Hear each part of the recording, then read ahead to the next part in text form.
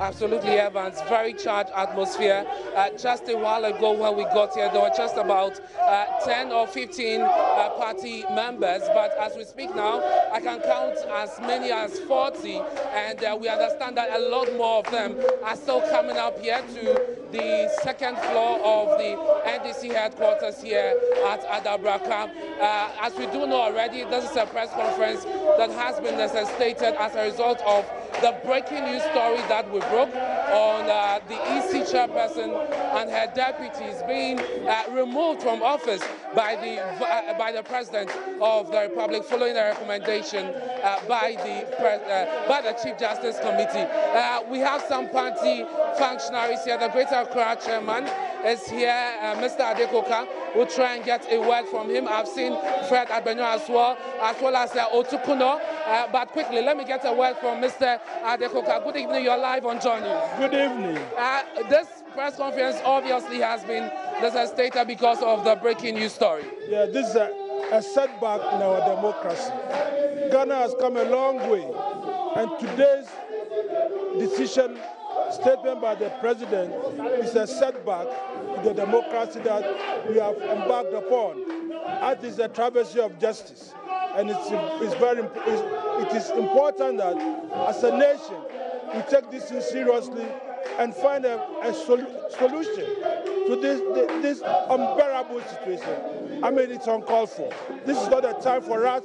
Instead of asking how to develop improve our economy, we are now getting back into a state where this country is now going to experience a level of instability. But we called for this. We said that the Chief Justice was delaying with her investigations, and we thought that she needed to expedite the process so we could move ahead, looking at the workload that the EC has to do as far as the referendum, the district level elections are concerned. Couldn't this press conference wait? Look, do you know that since the Electoral Commissioner was appointed by the former president, a lot of efforts was made to ensure that she was removed from office, and this has culminated into what we are seeing today. And this is not the time for Ghana's democracy to experience. But wouldn't you say that this would rather clear the way for us so that the EC can then know exactly how to move forward? What high crime has the EC committed? What high crime?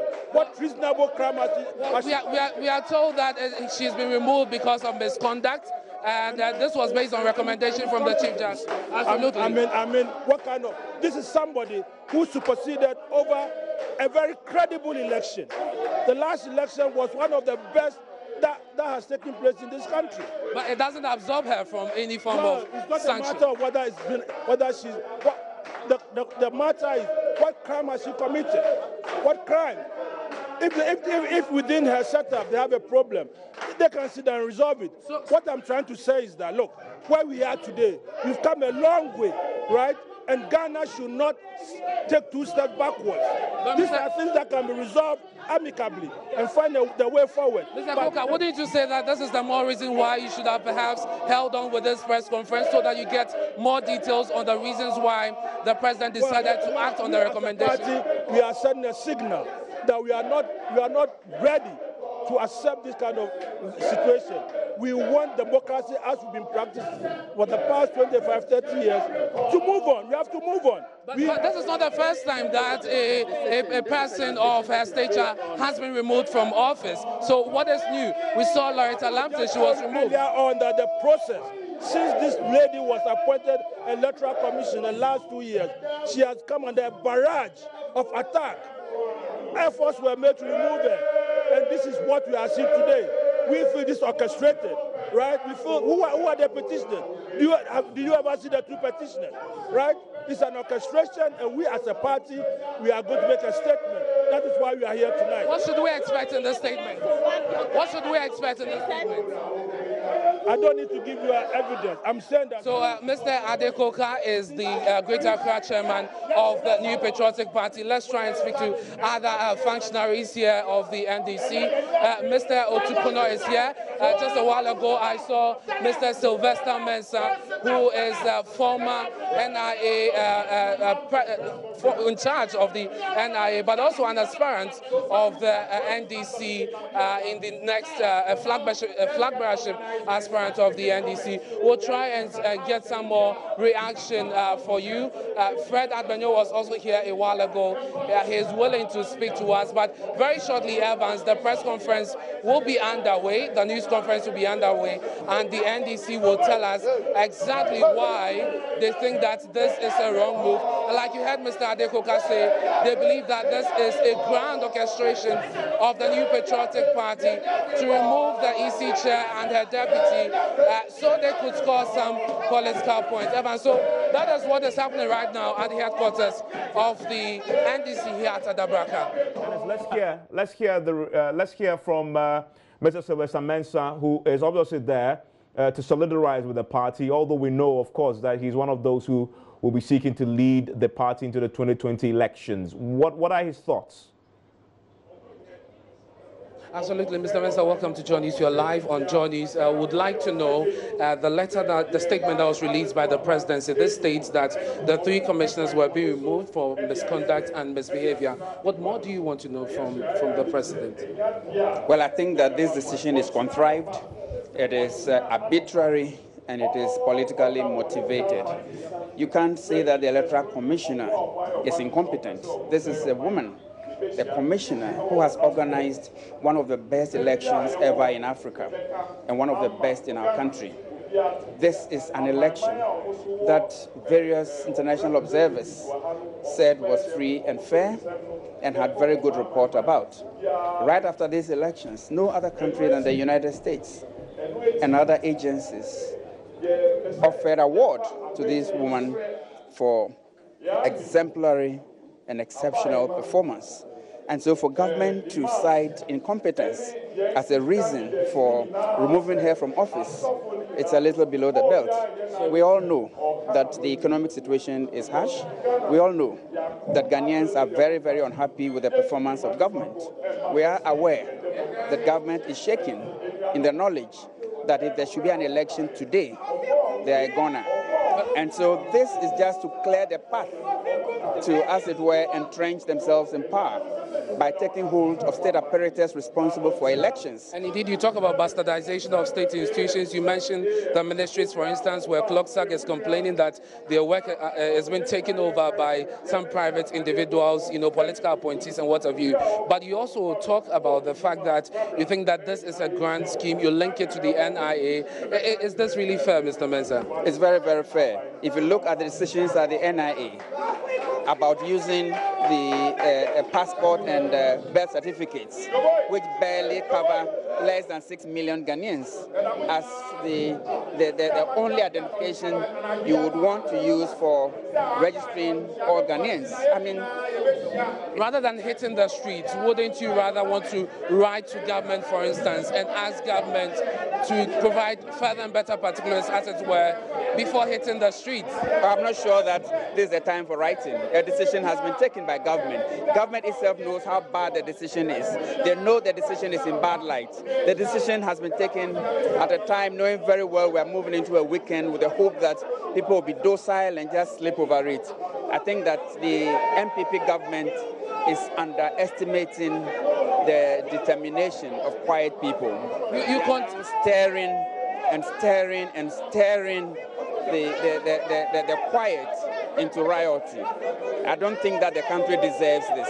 Mr. Mensah, you contest the president, the position that we all know by the Constitution, that the president is just supposed to be a conveyor belt, as it were, to move the petition from the petitioners to the Chief Justice, and then based on recommendation from the committee, act upon it. And you say that you know of a petition against the Chief Justice that has not been forwarded. How do you say this for a fact? Well, I'm aware of a petition from the Gandangme Association to the president. And when did this petition come in? I can't tell the date, but I know, and I've heard it re-echoed in a press conference by the association that their petition to the president has not been given attention.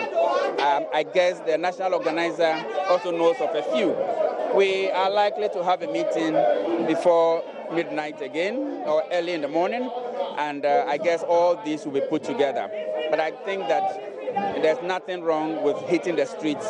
Ghanaians are disenchanted. Ghanaians are dissatisfied. They are dissatisfied with the government, and this is not a fair means of running government. Again, Mr. Mensah, on this petition that you talk about, wouldn't it again be only proper for you to request, for instance, from the presidency, the judicial service or council, whichever body is looking into these claims, the status of the investigations, rather than just concluding that this very petition has not been forwarded to the relevant quarters? I think we have too many bad decisions coming at the same time. The whole idea of creating additional 6 regions is fraudulent. The whole idea of registering with passports and birth certificates is fraudulent. The idea of removing the Chief Justice is considered and politically motivated. I think that Ghanaians are fed up. All right, thank you very much, Sylvester Mensah. He is a flag bearer aspirant of the National Democratic Congress. Of course, he also was former boss of the National Health Insurance Scheme.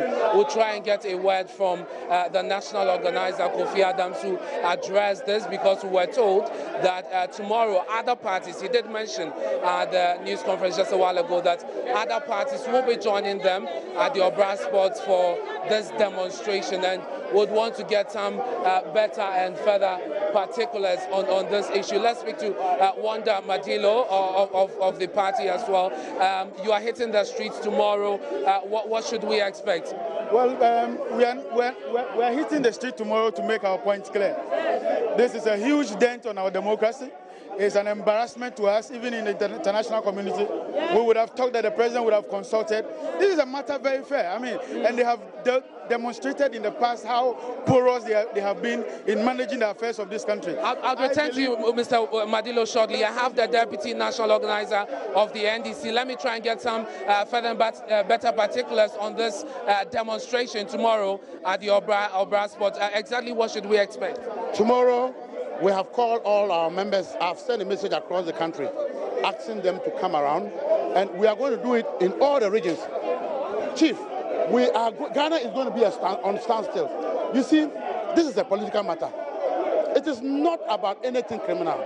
It is political matter, and we are going to treat it as well as criminal. People are ready to share their blood, as our national anthem says, and we'll share our blood. None will kill us. Listen. Well, I don't know if it's gotten to that stage yet, but you say there are other parties. Who are these parties who are joining? We have PSC that will come. We have Ayaraga's party that will come. We have the Freedom Party that will come, led by Jataba. They are all coming. And Chief, let me tell you something. It would get to that stage that Nanado and his people will have to kill us. But that's all that he's looking for. He's looking at taking blood. Nanado wants to drink blood. And that's what he wants to see. All right, we cannot substantiate these claims that Mr. Akamba has just made. But thank you very much for the information. Let's speak to Fred Adbenyo, a communicator with the party, the Deputy Communications Director of the party.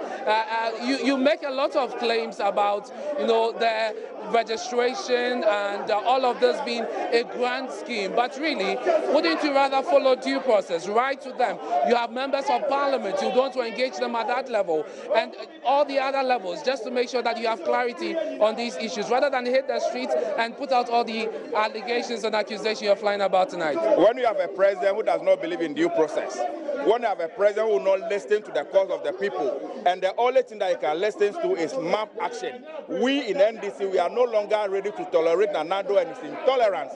We are ready as a political party to resist any form of oppressive rule, any attempt to subvert the will, to subvert our constitution. We are determined, we are prepared to resist it. The cells are made for human beings. The firing squad is made for human beings. People have died and shed their blood to receive this country for us. We are prepared to do the same if that is why, to make sure that we are able to entrench our democracy. Mr. Adbenyo, what is the illegality in this? They follow due process. What is the illegality? What we do call due process? We were told some people petition the president. We don't even know who the petitioners are. We were told they submit a petition to the Chief Justice. We have not seen any report. We know that they were represented by lawyer Maxwell Pokuajima. All that we have heard is that they have dismissed the people. We have not seen a report. They've not even informed Parliament. They've not informed anybody. We are a sovereign country. We have several bodies in this country that need to be consulted and be spoken to before any sad decisions are taken. But you cannot just sit in your office and take a unilateral decision and impose it on all of us and expect us to go and sleep and keep quiet over it. We are prepared. We are determined to resist any attempt to rig 2020 election. Ghanaians have seen that this is a government that is so incompetent, this is a government that cannot perform, and they will not sit down and allow them to use the electoral system to take over power from 2020. Tomorrow, what time are you meeting at the Obra Square? God willing, by 7 a.m. tomorrow, we are meeting at the Obra Square. We are inviting all well-meaning Ghanaians, all those that believe in our democracy, to come out in their numbers so we can prove to Nana-Addo and his government that we are a sovereign country. Nobody can take our democracy from us. All right, thank you very much. Fred Admonier is Deputy Communications Director of the National Democratic Congress. So, Evans, this is what has been happening so far at the headquarters of the National Democratic Congress. Tomorrow we are expecting a protest beginning from the Obra spot, and as we heard that the PNC, the CPP, the ACP and other political parties, they say, will be joining them for this very protest. Over to you, Evans. Thank you very much, Ernest, for that fantastic work there at the NDC headquarters, reporting about this particular press conference that had just finished at the NDC headquarters, reacting to the president's decision to remove from office the EC chairperson and the 2 deputies. I want to quickly go through a number of things that the national organizer of the NDC announced a few minutes ago. One, that the party is demanding without delay the reasons for the removal of the chairperson and her 2 deputies.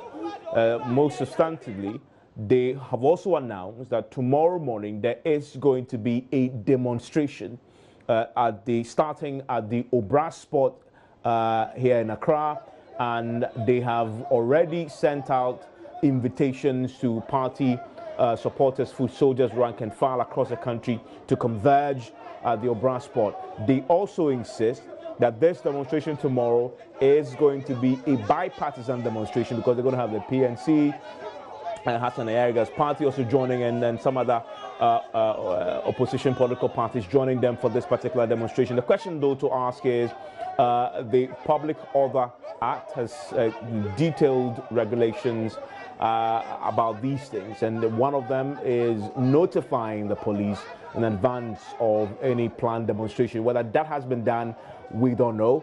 And the key question is whether the police will then allow this demonstration to go. So tomorrow morning at 7 is when they claim the demonstration is going to start. They also call on civil society, the chiefs, to also rise and fight what has happened tonight. And they are also claiming tonight, alleging that this removal of the EC chairperson is part of the grand scheme to rig the 2020 elections, and that they claim to have evidence to show that officers at the best and death registry are being transferred as we speak, and that they will resist any attempt to change the top hierarchy of the Electoral Commission and possibly rig the elections in 2020.